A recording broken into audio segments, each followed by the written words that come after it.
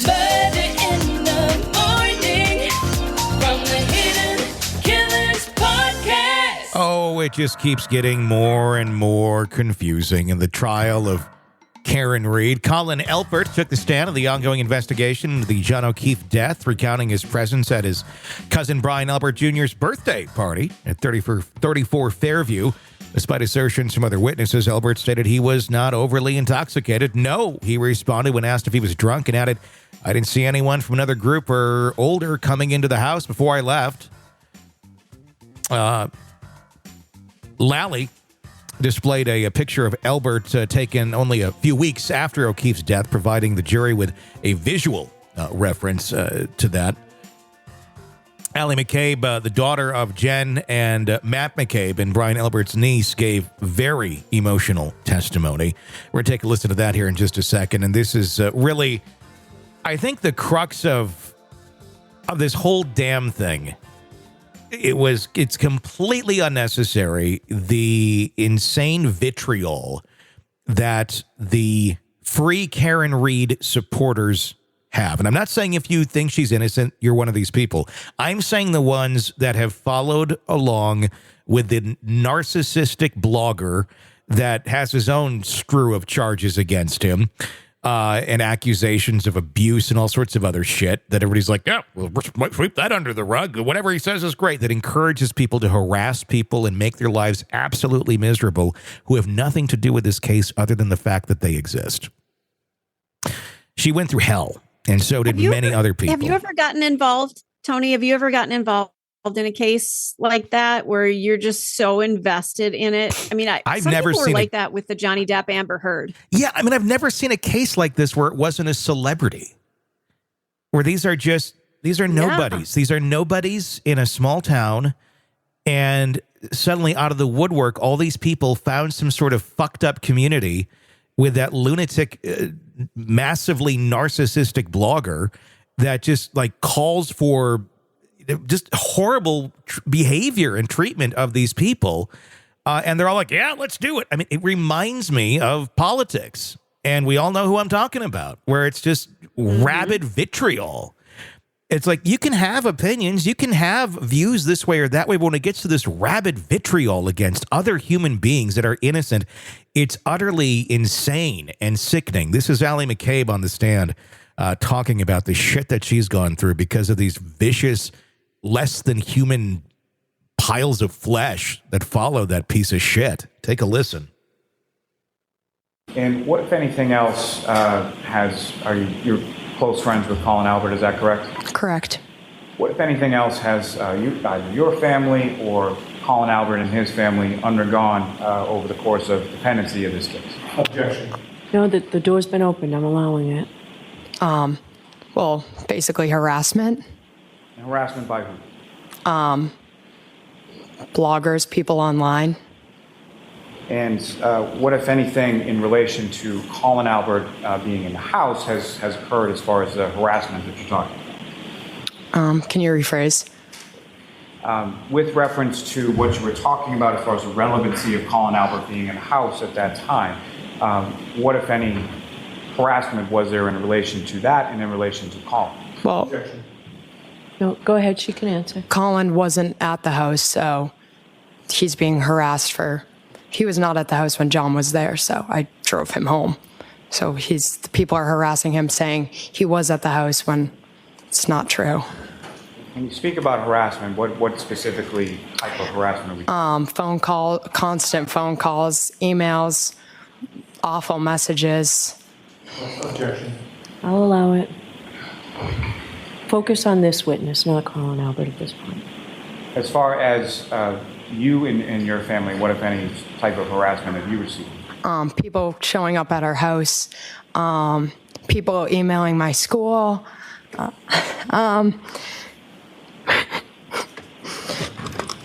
just like a lot of harassment. Can I have a moment, please? Sure.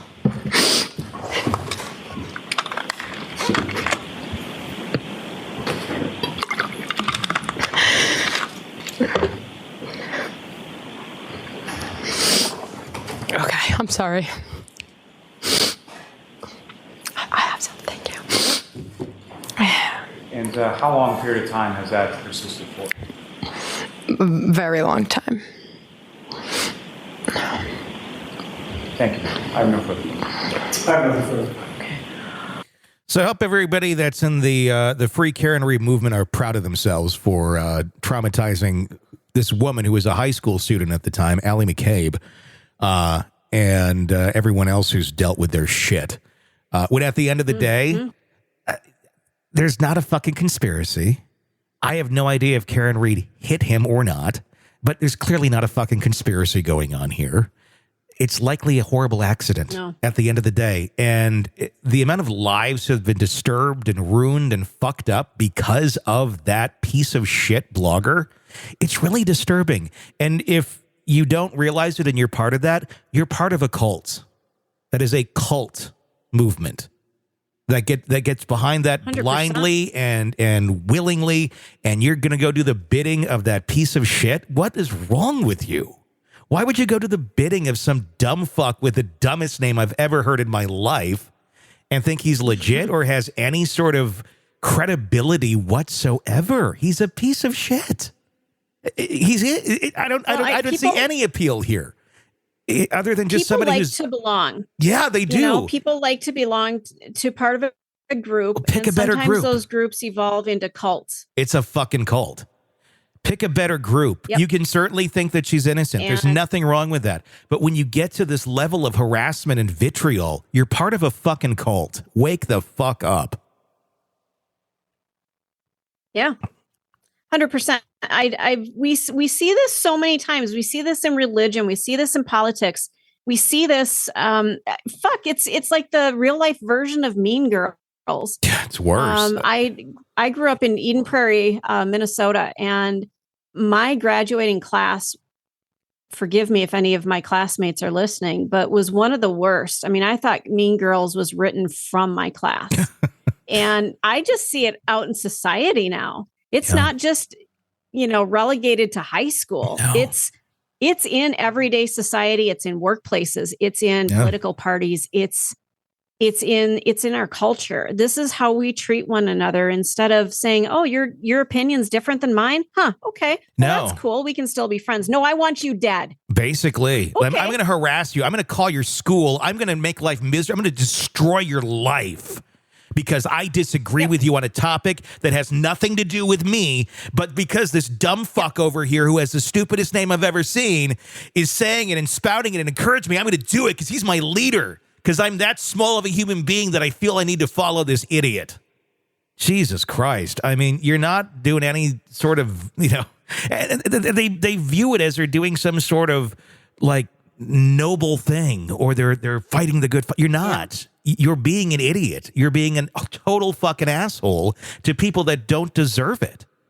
Sit back and watch. It's what the fucking trial is for.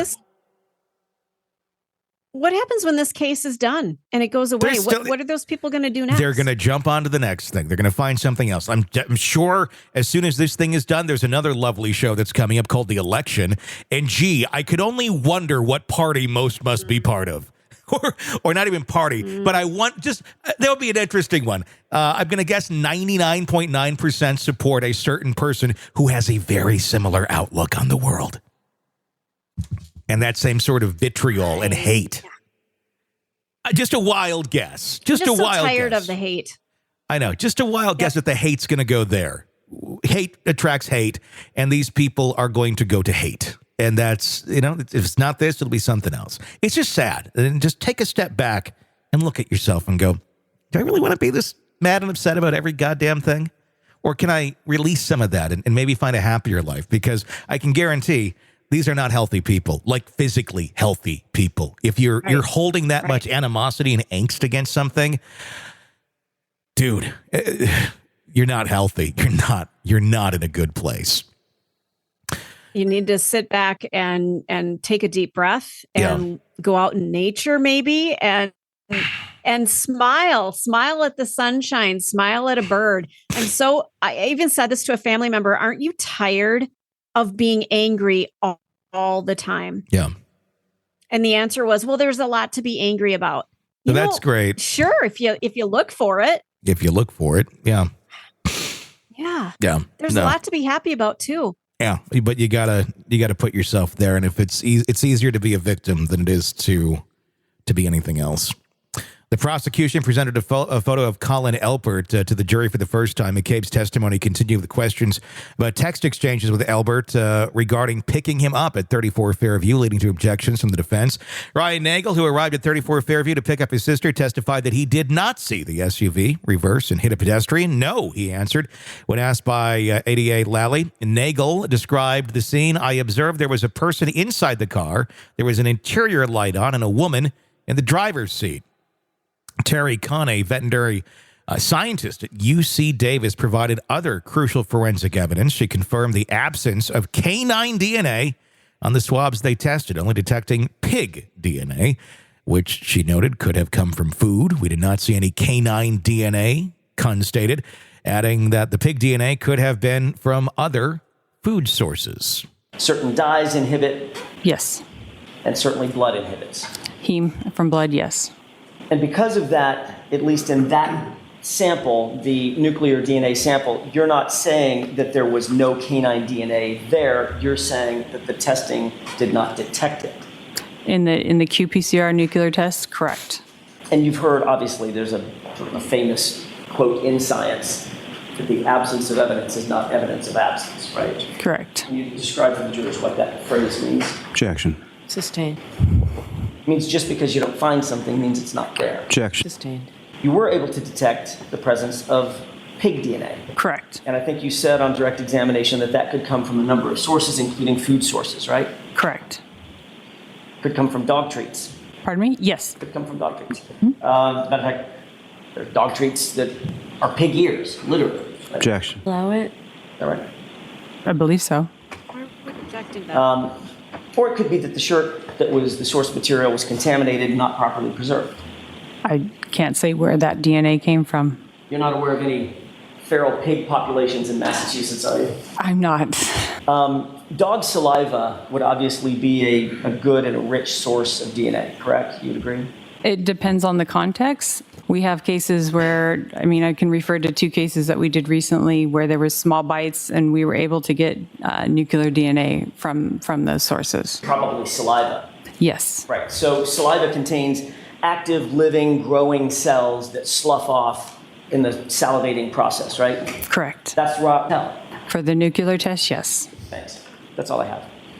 Okay, Mr. Lally.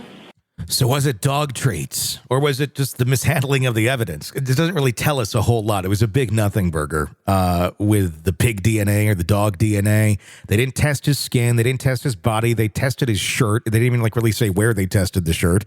So it really leads to nowhere. There's been nothing here that points to a conspiracy, and there's also been nothing here that necessarily strongly points that Karen Reed hit him either. This is just a very... Again, I think it was an accident. Whatever the fuck happened, whether he tripped and fell and hit his head, or if she did hit him, it was not intentional. I don't believe that for 1 second. She's not a murderer, doesn't deserve to be charged with murder. This just feels like the charges in this state is completely off, unless they're going to surprise us with something groundbreaking, which I don't know why we haven't seen yet if there is. We're litigating a horrible accident. Yeah, and I am really thinking a little bit more on the did he trip and fall because he had, big old an egg above his eye. Yeah. You and I back have of the been head subjected first. to snow. Yeah. Back of the head, It's real easy to fall. front of the head. I could easily, and those back of the head injuries, that can be really fucking deadly. So I could have easily seen it. He fell and you wouldn't die immediately. Get up, trip, you don't have your balance. You're already drunk, got his cocktail glass in his hand, falls forward, hits his head there. It doesn't explain the taillight and the DNA on the taillight yet, which again, kind of lends itself more to probably hit, could be possibly that was what happened. I'd like to see that explained a little better. But again, this is not a case where I think any of these people are murderers or tried to kill John O'Keefe. It was a horrible accident. How it happened, I don't know that we're ever going to know the answer to it. But God knows in the process, there have been countless lives destroyed and ruined. Want to listen ad-free? Want advance access to all of our interviews before anyone else? Become a True Crime Today Premium Plus subscriber on Apple Podcasts. You get every episode commercial-free. So you can binge on true crime Until you can binge no more. Search True Crime Today Premium Plus on Apple Podcasts now, or go to our podcast page and sign up now. More of the Hidden Killers podcast next.